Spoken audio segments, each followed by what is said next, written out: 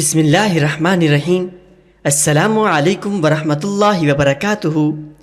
معزز ناظرین و سامعین کرام، آج ہم آپ کے سامنے حضرت حاتم اصم رحمۃ اللہ علیہ اور قاضی القضات محمد بن مقاتل کا سبق آموز واقعہ لے کر حاضر ہوئے ہیں۔ معزز ناظرین و سامعین کرام، حضرت حاتم اصم رحمۃ اللہ علیہ تیسری صدی ہجری کے بزرگ تھے اور بہت بڑے اللہ والے تھے۔ ابو نعیم اصفہانی رحمۃ اللہ علیہ اپنی کتاب حلیۃ الاولیاء میں فرماتے ہیں کہ ایک مرتبہ حضرت حاتم اصم رحمۃ اللہ علیہ بلخ سے حج کے ارادے سے نکلے۔ راستے میں ایک شہر دیکھ کر ٹھہر گئے۔ آپ رحمۃ اللہ علیہ ایک تاجر کے مہمان تھے۔ تاجر نے ایک دن ان سے کہا کہ شہر کے ایک بہت بڑے عالم بیمار ہیں، میں ان کی عیادت کے لیے جا رہا ہوں۔ حضرت حاتم رحمۃ اللہ علیہ نے کہا کہ اگر عالم ہیں تو میں بھی چلتا ہوں، کیونکہ فقیہ کی عیادت کی بہت بڑی فضیلت ہے، بلکہ فرمایا کہ فقیہ کی طرف دیکھنا بھی عبادت ہے۔ دراصل یہ قاضی القضات محمد بن مقاتل رحمۃ اللہ علیہ تھے۔ اس زمانے میں بیمار ہو گئے تھے۔ جب حضرت حاتم اس مہمان تاجر کے ساتھ قاضی صاحب کے دروازے پر پہنچے تو دیکھا کہ دروازہ کیا ہے، وہ تو ایک بہت بڑا عظیم الشان کاستانہ ہے۔ حضرت حاتم رحمۃ اللہ علیہ سوچ و فکر میں پڑ گئے اور بولے کہ کیا ایک عالم کے دروازے کا یہ حال ہے؟ تھوڑی دیر بعد اندر سے بلاوا آیا۔ جب دروازے میں داخل ہوئے تو کیا دیکھتے ہیں کہ پھولوں کا ایک چمن ایک طرف ہے، فوارے سے پانی اچھل رہا ہے اور ہر ایک کمرے کے سامنے پردے پڑے ہوئے ہیں اور لوگوں کا ایک مجمع ہے، یعنی نوکروں اور چاکروں کا مجمع تھا۔ حضرت حاتم رحمۃ اللہ علیہ کی حیرت بڑھتی جا رہی تھی۔ آخر کار قاضی صاحب کے سامنے پہنچے، دیکھا کہ ایک بہت ہی عمدہ گدا بچھا ہوا ہے، اس پر قاضی صاحب آرام فرما رہے ہیں۔ قاضی صاحب کے سرہانے لائنیں بنائے ہوئے غلام کھڑے ہیں۔ مہمانوں کو دیکھ کر قاضی صاحب اپنی مسند پر بیٹھ گئے اور حضرت حاتم رحمۃ اللہ علیہ سے بھی کہا کہ تشریف لائیں، بیٹھیں، لیکن وہ کھڑے ہی رہے۔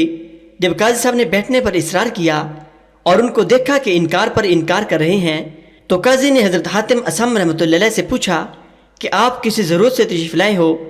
حضرت حاتم نے کہا کہ ایک مسئلہ دریافت کرنا چاہتا ہوں۔ قاضی صاحب نے کہا کہ پوچھئے، ذرا اطمینان کے ساتھ بیٹھ جائیں۔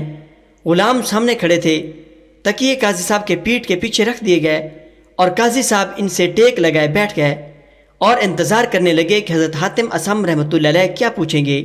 اس کے بعد یہ مکالمہ دونوں میں شروع ہوا۔ حضرت حاتم رحمۃ اللہ علیہ فرمانے لگے، آپ نے یہ علم کن لوگوں سے سیکھا ہے؟ قاضی صاحب بولے، بڑے بڑے معتبر اساتذہ سے سیکھا ہے۔ حضرت حاتم رحمۃ اللہ علیہ نے کہا کہ ان کے پاس علم کہاں سے آیا تھا؟ قاضی نے کہا کہ رسول اللہ صلی اللہ علیہ وسلم کے صحابہ سے۔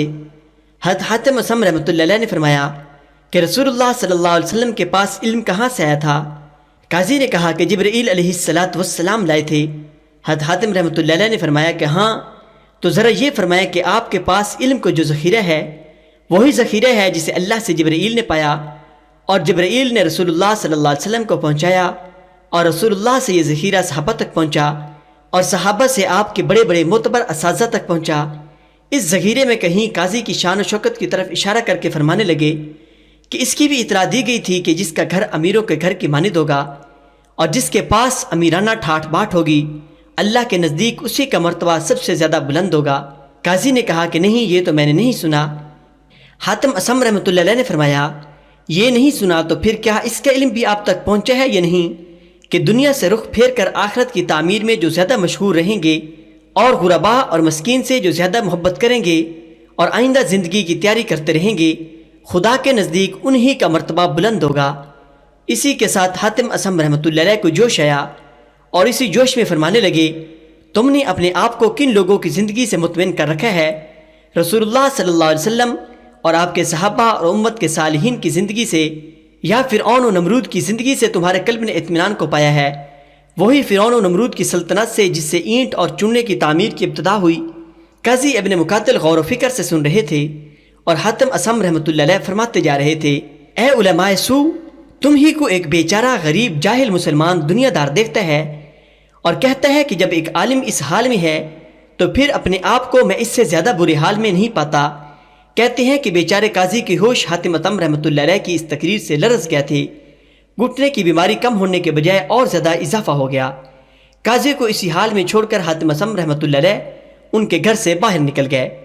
ابو نعیم آگے تحریر فرماتے ہیں کہ اہل رائے کو جب اس واقعے کا علم ہوا حاتم اتم رحمۃ اللہ سے عرض کیا کہ حضور قزوین کے تنافسی عیش پرستی میں ان سے بھی زیادہ آگے بڑھے ہوئے ہیں۔ حضرت حاتم اتم رحمۃ اللہ علیہ تنافسی کے پاس پہنچے اور ایک ناواقف شکل میں قاضی تنافسی سے وضو کرنے کا طریقہ پوچھا۔ انہوں نے بتلا دیا۔ حاتم اسم رحمۃ اللہ علیہ نے کہا کہ میں آپ کے سامنے وضو کرتا ہوں، کوئی غلطی رہ جائے تو درست کرا دیجیے گا۔ یہ کہہ کر وضو کرنے لگے۔ ابتدا میں تو 3 دفعہ ہر عضو کو دھویا، جب ہاتھ دھونے کی باری آئی تو بجائے 3 دفعہ کے 4 دفعہ ہاتھوں کو دھویا۔ قاضی تنافسی نے ٹوکا کہ تم نے غلطی کی ہے۔ پوچھا کہ کیا غلطی کی ہے؟